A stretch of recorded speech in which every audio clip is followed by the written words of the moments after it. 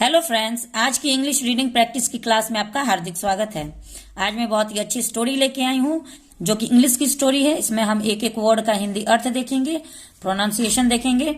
एक एक वर्ड का अर्थ मैंने रेड पेन से लिख के रखा हुआ है, जिससे कि आपको इस स्टोरी को पढ़ने में और इसको समझने में बहुत ही आसानी होगी। बीच में अगर ग्रामर का कोई भी स्ट्रक्चर बनेगा तो उसके बारे में भी हम बात करते चलेंगे। तो चलिए वीडियो को स्टार्ट करते हैं। स्टोरी का जो टाइटल है, a pound is a pound.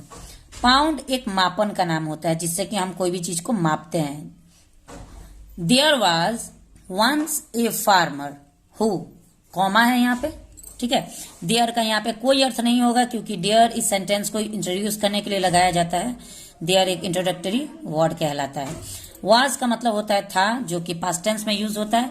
ये स्टोरी पास्ट टेंस में है। अगर आप वाज देख रहे हैं तो समझ लीजिए स्टोरी पास्ट टेंस में है।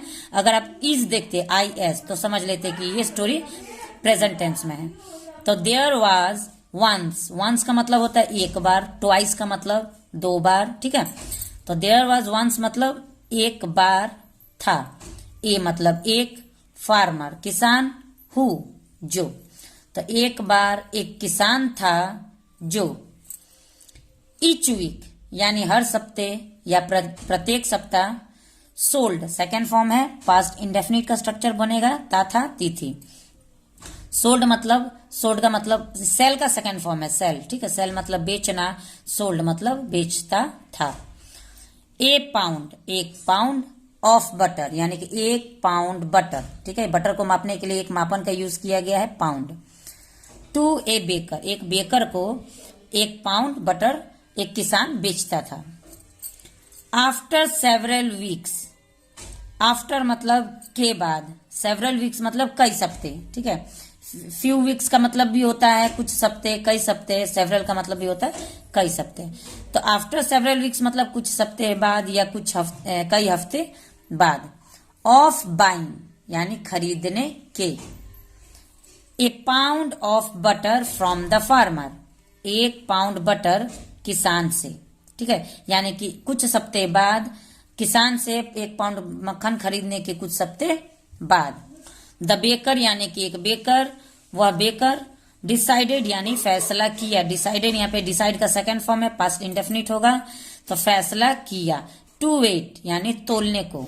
द बटर वह मक्खन। दैट जो, ठीक है। एक बार और फिर से एक बार देख लेते हैं। There was once a farmer who each week sold a pound of butter to a baker। एक किसान था जो हर सप्ताह एक पाउंड मक्खन बेचता था एक बेकर को। After several weeks of buying A pound of butter from the farmer, यानी किसान से एक पाउंड मक्खन खरीदने के कुछ सप्ताह बाद, the baker decided to weigh the butter, उसने तय किया कि मैं इस मक्खन को तोलूंगा। जैसा हमारे मन में भी थोड़ा कंफ्यूजन रहता है, कुछ अगर हम लोग खरीदते हैं तो एक दिन खरीदेंगे, दो दिन खरीदेंगे, फिर हम लोग को लगता है कि चलो इसको थोड़ा तोल के देखते हैं कि क्या जो वेट, जो मापन हम खरीद रहे हैं, जितना हम खरीद रहे हैं, ये एग्जैक्टली उतना है कि नहीं, ये परफेक्ट उतना है कि नहीं है, कहीं हमको धोखा तो नहीं ना दिया जा रहा है। तो इसी विचार के साथ उसने भी तय किया कि मैं इस मक्खन को तोलूंगा। That he was receiving to ensure it was indeed a full pound.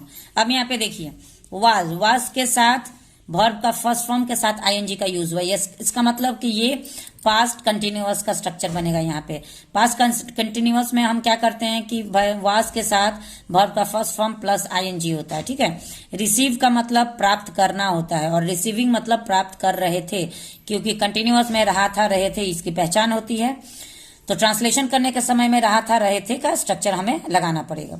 तो ही वॉज रिसीविंग यानी कि वह प्राप्त कर रहा था। अब मैं लिखूंगी नहीं, आपको ध्यान से कहानी को सुनना होगा, ठीक है।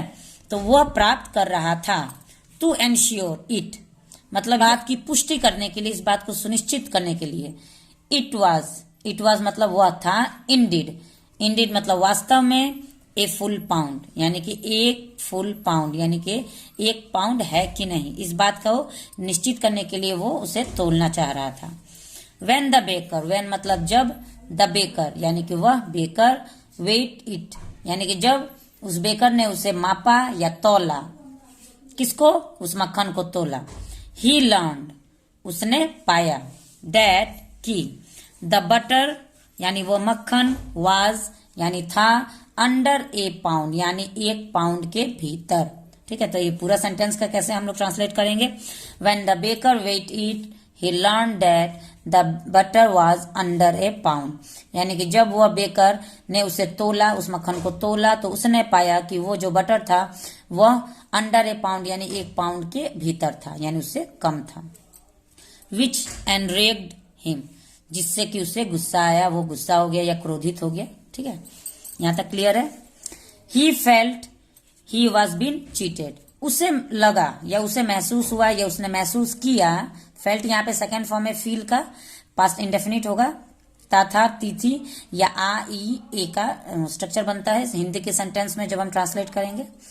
तो ही मतलब वह, फेल्ट मतलब महसूस किया। ही वॉज बीन चीटेड, वह धोखा दिया जा रहा था, उसे धोखा दिया जा रहा था। एंड और ही डिसाइडेड, डिसाइडेड यहाँ पे डिसाइड का सेकंड फॉर्म है, जिसको इसका मतलब होता है, डिसाइड का मतलब होता है तय करना, फैसला करना। तो उसने फैसला किया या उसने तय किया टू टेक द फार्मर, कि किसान को ले जाए टू कोर्ट। ठीक है, यानी न्यायालय, कोर्ट हम किसको कहते हैं, न्यायालय को कहते हैं, जहां पे फैसला होता है। कोई मुजरिम को हम ले जाते हैं, कुछ भी अगर केस करना है, कोई भी प्रॉब्लम होता है तो वहां पे हम कोर्ट, पहले के जमाने में जब कोर्ट हम कहते थे तो उसका मतलब होता था दरबार, जैसे कि राजा का दरबार होता था तो उसको भी हम कोर्ट कहते थे। और अभी उसने सोचा, मतलब इस स्टोरी में उसने तय किया कि उस किसान को कोर्ट में ले जाए, यानी न्यायालय में ले जाए।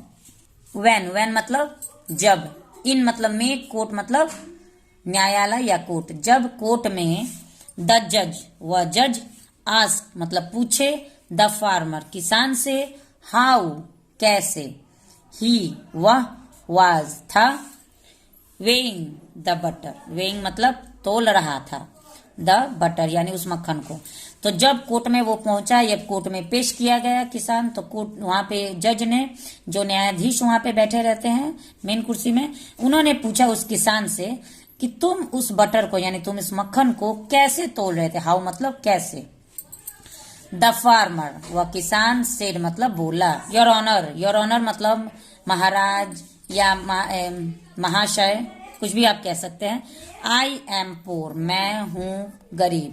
यहाँ पे देखिए पुअर, POOR, इसको हम पुअर पढ़ेंगे, पुअर, पोर नहीं पढ़ेंगे, क्योंकि DOOR अगर हम करते हैं तो उसको हम डोर पढ़ते हैं। ठीक है, DOOR को डोर पढ़ते हैं जिसका मतलब दरवाजा होता है, और POOR पुअर जिसका मतलब गरीब होता है।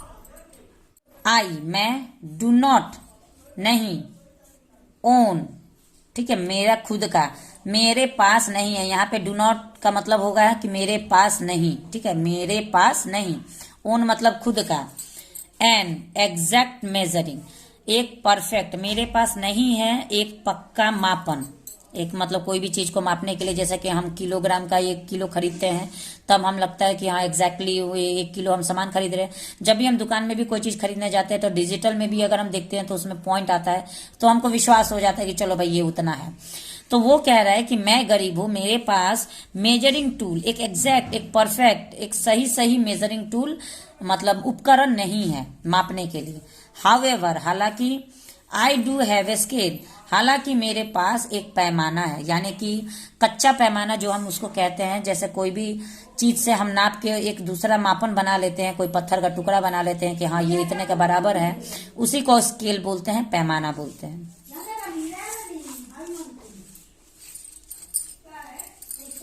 द जज वह जज, देन तब, आस्क पूछे, इफ यहाँ पे इफ का मतलब अगर होता है, लेकिन यहाँ पे इफ का मतलब क्या होगा। ठीक है, क्या। द फार्मर यानी वह किसान, यूजेस यहाँ पे प्रेजेंट इंडेफिनिट है, वर्ब के साथ एस या ईएस लगा हुआ है। ठीक है, तो यूज मतलब इस्तेमाल करता है। क्या वह किसान इस्तेमाल करता है, यूजेस मतलब इस्तेमाल करना। द स्केल वह पैमाना, टू मेजर यानी मापने के लिए, टू मेजर मतलब मापने के लिए या मापने को। द बटर यानी वो मक्खन मापने के लिए। क्या वो किसान एक कच्चा मापन का यूज कर रहा है, क्योंकि वो तो गरीब है, उसके पास तो भाई मापन है नहीं। द फार्मर वह किसान, सेड मतलब बोला। योर ऑनर महाराज या महाराज। आई मैं, हैव बीन बाइंग। अब यहाँ पे देखिए हैव बीन के साथ वर्ब का फर्स्ट फॉर्म है और उसके साथ आईएनजी है। इसका मतलब ये सेंटेंस, हैव का यूज हम कब करते हैं, प्रेजेंट टेंस में करते हैं। और हैड अगर यहाँ पे होता तो इसका मतलब ये पास्ट टेंस हो गया। तो यहाँ पे ये हैव के साथ बीन लगा हुआ है, हैव बीन, तो इसका मतलब ये प्रेजेंट परफेक्ट कंटिन्यूअस टेंस है। अगर हैड बीन होता तो पास्ट परफेक्ट कंटिन्यूअस होता। अगर विल हैव बीन होता तो फ्यूचर परफेक्ट कंटिन्यूअस टेंस होता। तो यहाँ पे देखिए आई हैव बीन बाइंग, यानी मैं खरीदता रहा हूं। ए 1 pound, 1 pound, loaf of bread, यानी कि मैं ब्रेड का एक लोफ यानी कि ब्रेड जो एक राउंड होता है, 1 पाउंड ब्रेड मैं खरीदता रहा हूं। फ्रॉम से, द बेकर, उस बेकर से। सिंस, अब देखिए प्रेजेंट परफेक्ट कंटिन्यूअस हो या पास्ट परफेक्ट कंटिन्यूअस हो, किसी भी परफेक्ट कंटिन्यूअस के साथ हम सिंस या फॉर का यूज करते हैं, क्योंकि उसमें हम समय को भी दिखाते हैं। ठीक है, यानी कब से खरीद रहे हैं वो उसमें बताएगा। सिंस का यूज हम कब करते हैं, जब समय निर्धारित नहीं होती है। फॉर का यूज हम तब करते हैं जब समय निर्धारित होती है। जैसे अगर कल से खरीद रहे हैं, परसों से, पक्का समय है। यहाँ पे लॉन्ग मतलब सिंस लॉन्ग बताया जाता है, कभी भी हो सकता है, 2 साल भी हो सकता है, 3 साल से भी खरीद रहा हूँ, 1 महीना से भी खरीद सकता है। ये कच्चा समय है तो हम सिंस का यूज करते हैं। और अगर पक्का समय होता है, जैसे कि मैं 1 महीने से खरीद रहा हूँ, जहां पे भी हमको एक समय, परफेक्ट समय बताया जाता है, वहां पे हम फॉर लगाते हैं। और जहां पे भी हमको समय नहीं पता है, कभी भी हो सकता है वो समय है, लेकिन ये नहीं बताया जा रहा है ना कि परफेक्ट कब से, जैसे मंडे से परफेक्ट समय है और कल से, तो कल तो कभी भी हो सकता है भाई। आज अगर वेडनेसडे है तो कल ट्यूसडे होगा, अगर आज थर्सडे है तो कल वेडनेसडे होगा। ठीक है, तो यहाँ पे हम सिंस का यूज करते हैं। तो ये क्या कह रहा है कि I have been buying a 1 pound loaf of bread from the baker since long, यानी कि मैं खरीदता रहा हूं 1 पाउंड ब्रेड उस बेकर से, since long यानी लंबे समय से मैं उस बेकर से ब्रेड खरीद रहा हूं। बिफोर यानी पहले। ही began purchasing butter from me, अब उसने कहा कि मैं उससे ब्रेड खरीद रहा हूं, बहुत दिनों से मैं उससे ब्रेड खरीद रहा हूं, इससे पहले कि मतलब वो मुझसे खरीदे, यानी कि मैं उससे भी पहले, जब वो हमसे बटर खरीदने लगा, उससे पहले से मैं उससे ब्रेड खरीद रहा हूं। एक बार फिर से मैं समझा देती हूँ कि जब से वो मुझसे बटर खरीदने लगा, उसके पहले से मैं उससे ब्रेड खरीद रहा हूँ। ठीक है, यानी कि मैं पहले से उससे ब्रेड खरीद, उसके बाद उसने शुरू किया मुझसे खरीदना, परचेसिंग बटर यानी मक्खन खरीदना उसने शुरू किया उसके बाद। Whenever, जब भी, द बेकर, वह बेकर, ब्रिंग्स मतलब लाता है, यहाँ पे भी प्रेजेंट इंडेफिनिट है, ब्रिंग के साथ एस या ईएस लगा है, प्रेजेंट इंडेफिनिट है। ब्रेड यानी जब भी वो लाता है ब्रेड, फॉर मी मेरे लिए। आई पुट इट, मैं, पुट इट ऑन मतलब मैं रख देता हूं, ऑन प्रीपोजिशन है, ऑन मतलब पर। द स्केल, अब स्केल कौन सा, जो कच्चा मापन उसने बनाया था, उसके बारे में वो जज को एक्सप्लेन कर रहा है कि कैसे मैंने एक कच्चा मापन बनाया। पक्का मापन तो मेरे पास है नहीं, मेजरिंग टूल कुछ है नहीं, तो कच्चा वाला जो मापन वो मैं कैसे बनाया हूँ, वो प्रोसेस वो बता रहा है कि जब वो मेरे लिए लाता था ब्रेड, मैं उसे रख देता था उस स्केल पर, एन और देन तब मेजर मतलब मापने लगता था या मापा था, out the exact same weight मतलब उसी लोफ ऑफ ब्रेड के बराबर का मैंने एक मापन बनाया। इन बटर में, to give him in return, जब भी वो बेकर मेरे लिए ब्रेड लाता था तो मैं उसे एक स्केल पे रख देता था, क्योंकि मुझे तो ये विश्वास था कि उसने मुझे 1 पाउंड ब्रेड दिया है, तो इसीलिए क्योंकि मुझे भी उसे बटर देना था, तो इसीलिए मैंने क्या किया कि उसी 1 पाउंड ब्रेड को स्केल पे रख दिया और तब मैंने मेजर किया यानी मापा। सेम वेट यानी उसी मापन का बटर मैंने उसे रिटर्न दे दिया यानी वापस दे दिया, क्योंकि मैंने भी उसे 1 पाउंड लिया है और उसको भी मुझे 1 पाउंड ही देना है। तो जाहिर सी बात है भाई कि जब जितना मैंने लिया है उतना ही मैं उसे दे दूंगा। इसलिए इफ अगर द बेकर, वो बेकर इज है, नॉट गेटिंग ए पाउंड यानी कि नहीं पा रहा है 1 पाउंड बटर, यानी कि जब अगर वो बेकर 1 पाउंड बटर नहीं पा रहा है, ही वह, इज है, ऑल्सो भी, नॉट गिविंग नहीं दे रहा है, ए पाउंड ऑफ ब्रेड, यानी कि 1 पाउंड ब्रेड नहीं दे रहा है। लाइक जैसे ही प्रॉमिस, उसने वादा किया है। तो कहने का मतलब, उस किसान के कहने का मतलब है, योर ऑनर मेरी कोई गलती नहीं है। अगर उसकी शिकायत है, यानी अगर बेकर की शिकायत है, अगर वो बेकर शिकायत कर रहा है कि मैं जो उसे मक्खन दे रहा हूं वो 1 पाउंड से कम है, तो इसका मतलब कि वो भी मुझे 1 पाउंड ब्रेड नहीं दे रहा है, क्योंकि वो ब्रेड के बराबरी का बटर मैं उसे दे रहा हूं। तो बहुत ही अच्छी स्टोरी है ये। सेम वही बात हो गई, वो निर्दोष था और अगर वो धोखा उसे दे रहा था तो उसे तो धोखा मिलना ही